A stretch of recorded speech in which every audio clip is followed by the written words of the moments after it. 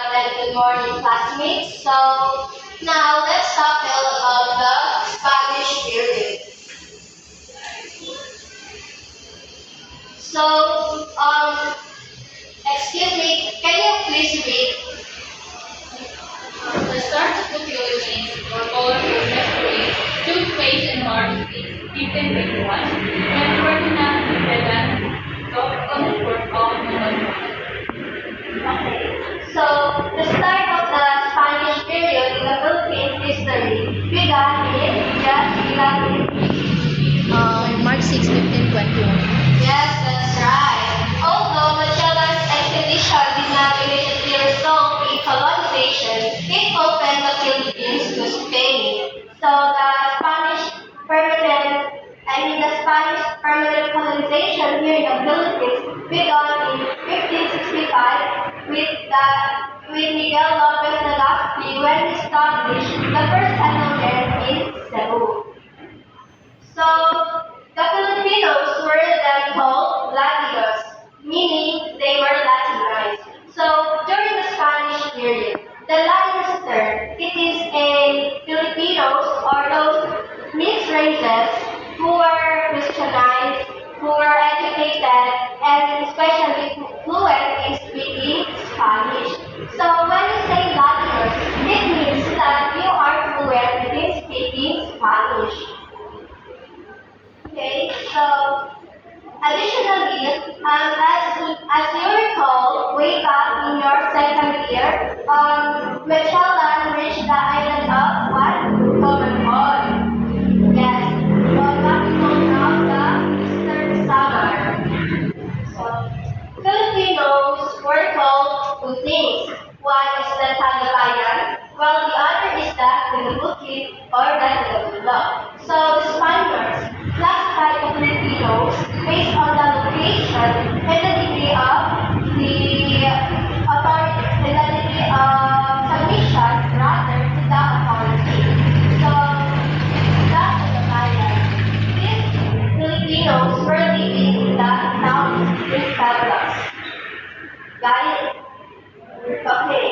And while the Tagalogid, of course, these were Filipinos who were lived in countryside, in forests, in mountains, and yeah.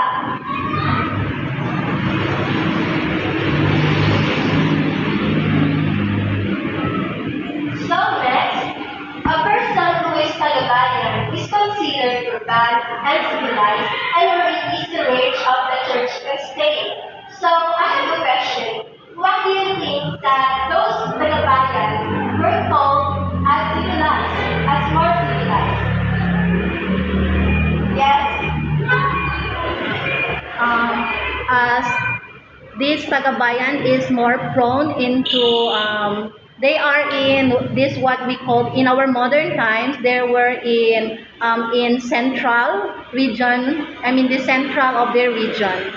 Yes, that's right. Because they were called civilized because they were easy to control by the Spaniards. They were easily monitored by the church and state. They also paid taxes. That's why they were called civilized because they follow the Spanish rules. So next is a person who is a tagaputo or tagaputi is called a Bruno Savage roots, or in Indio, and were the ones who live far from the center of Spanish power. So, what do you think that they were called as a Bruno Salvage? Yes? Do you have an idea? Because they were poor, illiterate. Yes? Because they were poor and illiterate. Do you have a point? Yes? That is, and also they were called good salvage because they did not follow the Spaniards rules or the control. They justify the forced slave conversion. They justify discrimination from the Spaniards. So in this way, they fought for their rights. That is why Spaniards called them as a savage brute because yeah, they fought for their right. So now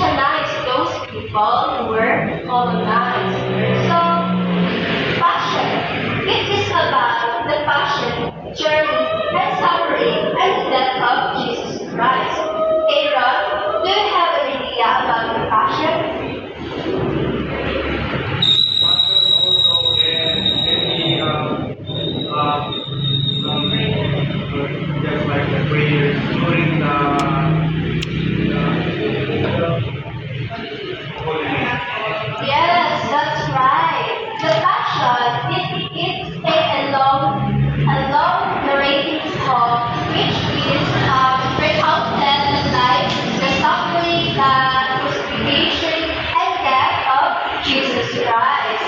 So it is traditionally sung during Halloween, as what you just have said.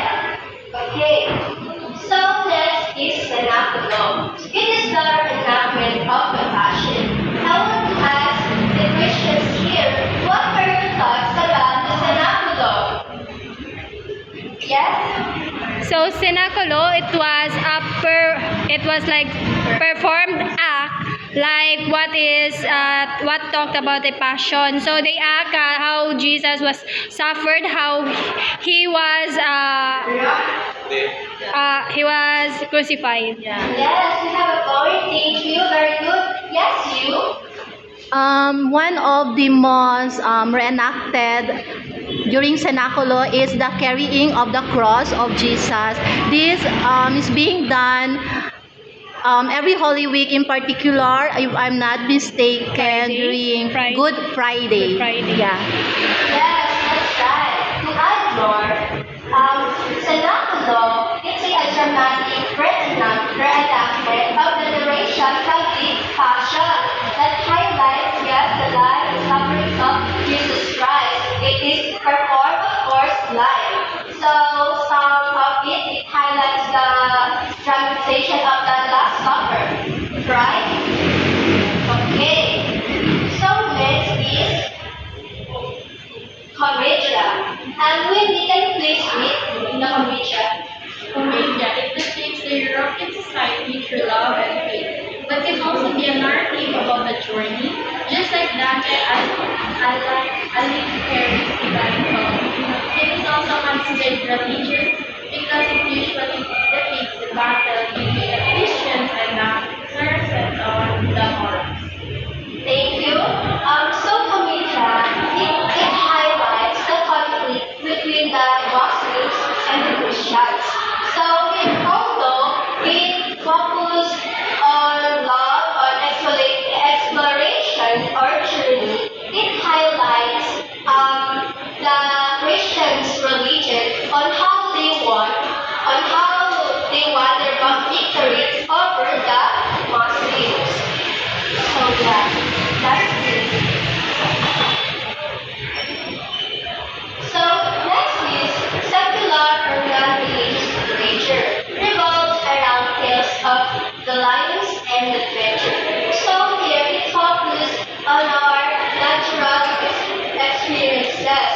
But still, since it was occurred in the Spanish period, it still highlights the religious aspects of life. So, the number one course has the Alvin. These are tales of chivalry for a United States victims. Dorante and Laura, the same good example. So, Alvin is a long-term tale that tells tales.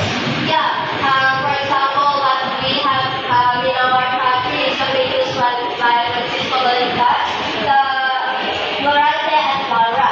So when we say chivalry, of course, the characters here are the queens and the princess. Okay. So next is Historia. This is a magical tale or a tale that follows the structure of a poem. Similarly to Alvin, it just say that deeper in the rhythm. Yeah. So here it follows what is said there. It follows the structure of the poem. So the last one is the prose narratives. Lorena, can you read? Prose narratives are easy to understand instructional materials that give a literary life that teaches Filipinos on proper decorum. Pagsusulatan ng dalawang binibini na si Urbana at Caliza, 1864 is a good example. So, prose narrative is a form of literature that is in a paragraph form to make it easier to read and understand by the audience, not the poetry. So, year, it is all about teaching morals, good characters, good etiquette. So just like the pagsusulatan ng dalawang Pilipino na si Urbana at Liz,